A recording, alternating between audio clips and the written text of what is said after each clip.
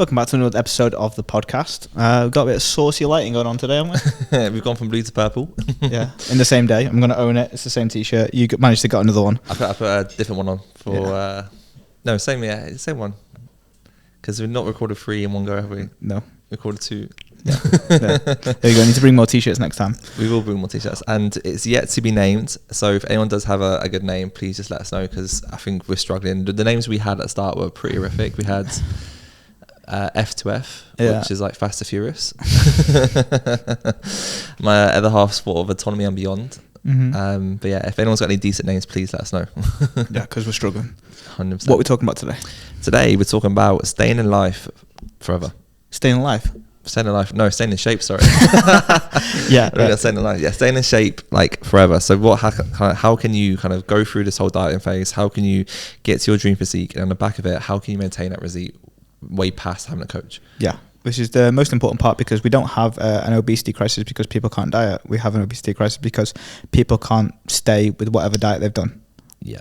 So let's break that down. So for me, the key fundamentals that go into staying in shape for life are, one is that whatever you do in a diet, it's not the same what you do afterwards. So finding something that's easy, less friction, and fits into your lifestyle as best as possible will always be something that is the best, the most optimal, the best since sliced bread. It'll always be the easiest thing that you can do day in, day out to be consistent. The second thing is being able to stay in a body weight range. Like, a lot of people's problems rely on the fact that when they start gaining weight back, which is inevitable, everyone gains something back, is that instead of staying objective with the weight that they had, the size of clothes that they had, they'll just accept to buy bigger ones, and they'll bury their head in the sand with whatever weight they are. So if it's 4 kilos, 5 kilos, it becomes 7, it becomes 9, it becomes 10. But if at 4 kilos, you're like, hey, I need to sort my shit out, you probably wouldn't have got to 8, 9, and 10. Yeah. And then the other ones are, you've got to be able to manage social events, but getting what you want from it, not what you think you need. So being able to enjoy the most from the least. So it's something that I teach my clients all the time, which is like, what do you really need in that environment? How many drinks do you need to feel that certain way? If you want to feel relaxed, which most people do, they want to feel like chilled with their mates. How many drinks is that? How many grams of Coke is that? What is it? Like, what is it that makes you feel that certain way? Yeah. And don't exceed that, because that's more than what you need. So once you find that with food and alcohol, you'll be in a much better place to balance the rest of your week, because you'll be able to forecast what you're doing, as opposed to it being like, I planned for 2 drinks and then basically they didn't see me for 4 days, or whatever it is. So your Leeds accent. Yeah. So yeah. I think the biggest thing he said in that one for me was just like noticing the signs of regression.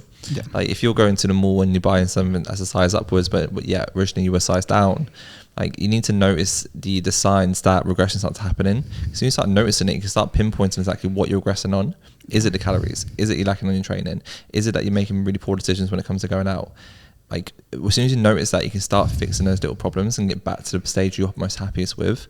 I mean, if you've diet correctly, like, you've gone through the process, you've not gone through one of these vicious fad diets, you've understood the process and you built knowledge up, there should be no reason why you ever have to regress. Yeah. Like, you can notice the things that are happening, you can notice the things that are probably regressing you, and just butt it. Like, you can pin it straight away and get back on track. Yeah, absolutely. Because the difference between something like a non-effective diet and an effective diet that produces a lifestyle or a long-term journey is going to be the lessons that it teaches you. That's not diet and training related. It's actually more lifestyle related. It's can you manage your time effectively? Can you manage your decisions effectively? Can you manage, everything that you've got going on in your day? Can you manage boundaries? Can you say yes to things? But equally, can you say no to things? Yeah. Can you be disciplined around the choices that you make? And can you get what you want and get what you need at the same time, instead of chasing 2 ends of the spectrum? Needs are over here, wants are over here, and you're always going to the want, or that inkling of craving, or that inkling of, they're going out tonight, I need to go and join and go bang back 10 beers. Can you get what you want and need, as opposed to just all the time going for that want? Yeah. What do you teach your clients when they come to the end of beyond? And like, what are the key fundamentals that you're looking at for when the people that do stay in shape versus the people that are going to stay in shape for a short space of time. Yeah. So one of the key things that we have in place is that when you hit that beyond phase, when you finished it, and you know exactly what your happy state of physique is that question of maintaining. So how do we do that? It's managing your calories in terms of what you can enjoy but not sacrifice. It's being able to notice your lifestyle's change in terms of your daily habits, like you going to the gym. Like, was that in place there before? Are you able to maintain it afterwards? Do you know exactly what you're doing? Like, it's just those little key fundamentals in terms of making the process of that final phase of beyond into that lifestyle. So when they finish a diet, when they're in a happy place, when they're comfortable with their physique, they know exactly what to do after that. Mm-hmm. So as long as that places them down, like, we have the lifestyle in place, they know exactly what they're doing day to day, they've made it a part of their routine, they never have to worry about regressing.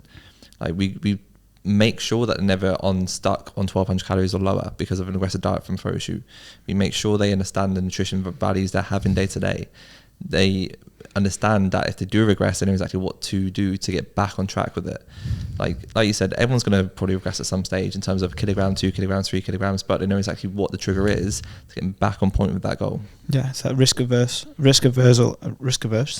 is that progress. Like, sometimes learning the skills of progress, like your calories, your steps, but learning the skills of aversion. Oh my God, I can't even say that. It's a nightmare.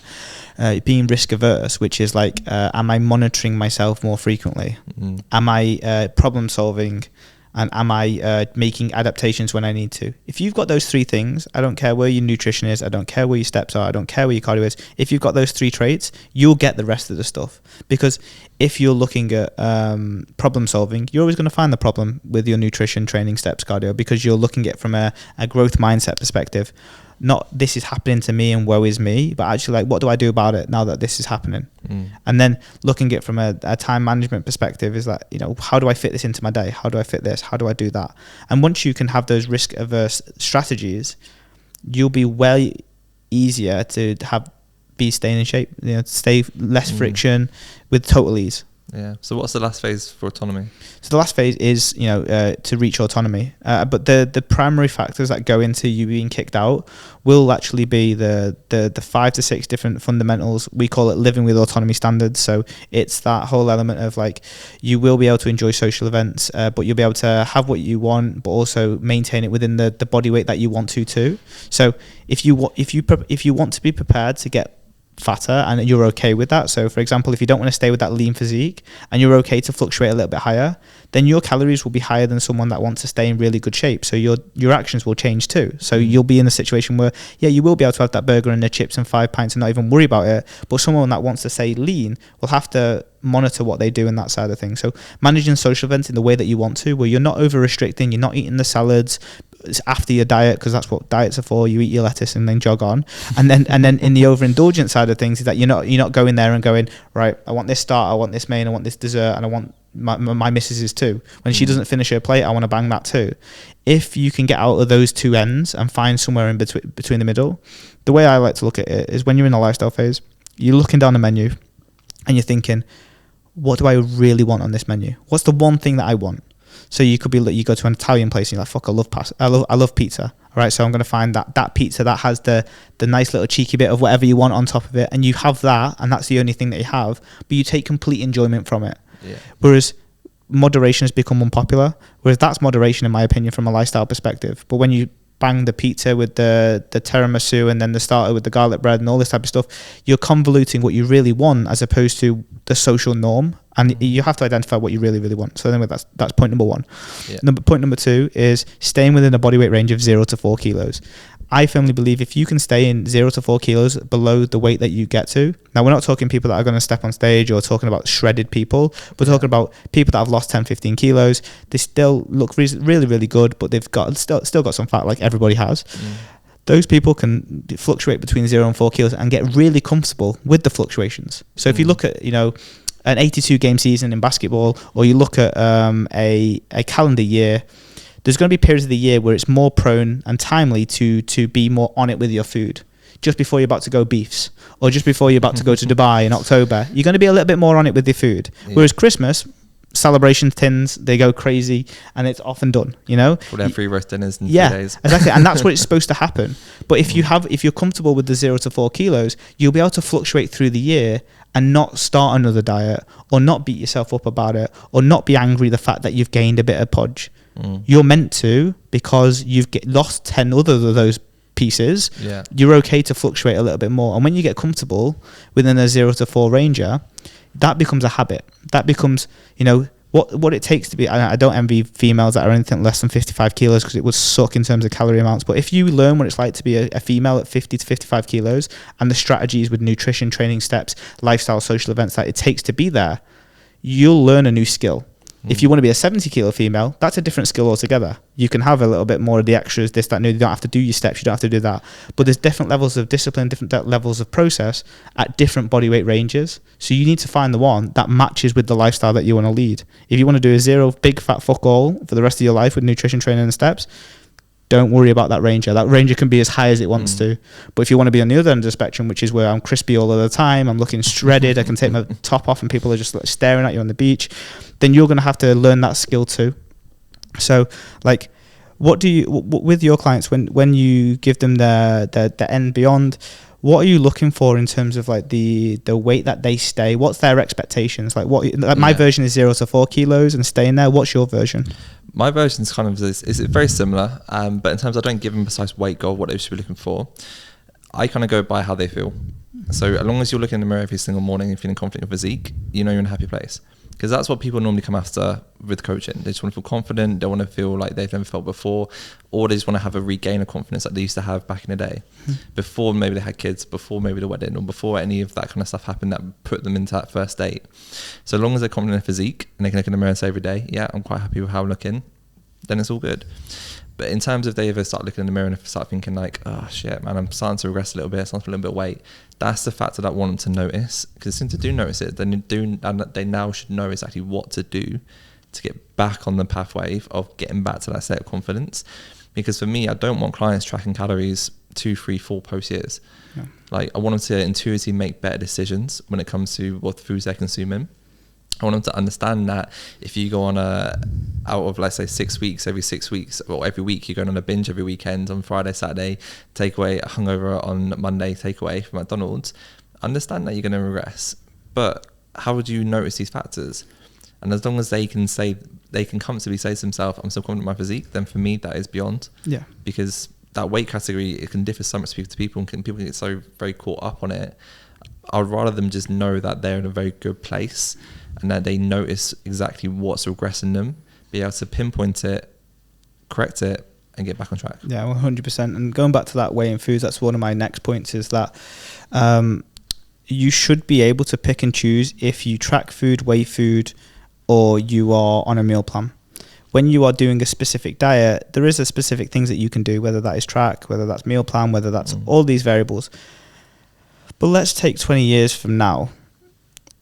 You're 50 years old and you still care about your physique and fitness. Do you still want to be whapping out your phone and looking and logging your numbers? MyFitnessPal? No, you don't. You don't. Like, what happens if iPhones become obsolete? You'll be sick of the app. What about if iPhones become obsolete and now you like we get like the COVID version of fucking iPhones, and now no one can track their food, and we're gonna have an obesity crisis. Yeah, everyone's gonna shoot up in weight, just like pregnancies during COVID. It's gonna go rocket through the roof. Yeah, exactly. So like, what we want to do is look at why and when we need a specific method. So now at the moment in time, you're dieting, you need weighing of food and tracking food, which is perfect.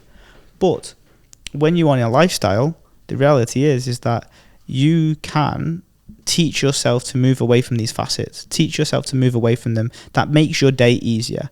If you could stay in shape, not tracking food and weighing foods, and everything was done based on portion sizes or how your plate looked, or just because you kind of know those scenarios or based on your hunger levels, it's so much easier to manage because you're not looking at tech, you're not looking at minutia, and you can do it anywhere. Like the thing about staying in shape for life is that it's a transferable skill. If you're at a buffet or you're going to Sicily for the weekend, you can do it in Sicily, but you can also do it in San Francisco. And you can do it on a hen do, and you can do it on a stag do, obviously to different various degrees, but you can still do these things wherever the weather. Can you do a cold, wet, windy night in Stoke? You know, that's when you know you've made it. Yeah, if you can do it on a cold, wet, windy night in Stoke, and you can also do it at Wembley, then you're absolutely fine. So, you know, our transition in our latter phases is all about moving away from things that people actually hate doing, but they won't admit that they hate doing it for the goal that they want to get. Because I will make people weigh foods when they want the most accurate results. It doesn't mean that they want to do it for the rest of their life. It's for a set period of time. Yeah, and it's that whole thing that like we say over and over again: diet right, you diet once. Yeah. Like if you're going down the route of intuitively eating in your diet phase, and you're probably going to understand that you're not going to see the best results happening. Yeah. The goal for all of us is that no one does enjoy a diet. Like I've never had a client that's been like, oh, Jake, freaking love my diet this week. Never going to happen. But one thing they always do see is that progression happening. And then they know after the fact of the diet, what's going to happen next is that they should know exactly what's going to be happening in terms of the calories. They should understand that if they're banging on takeaways or if they're going to a cold night in Stoke and having some few beers, that it's potentially more calories than what they would think.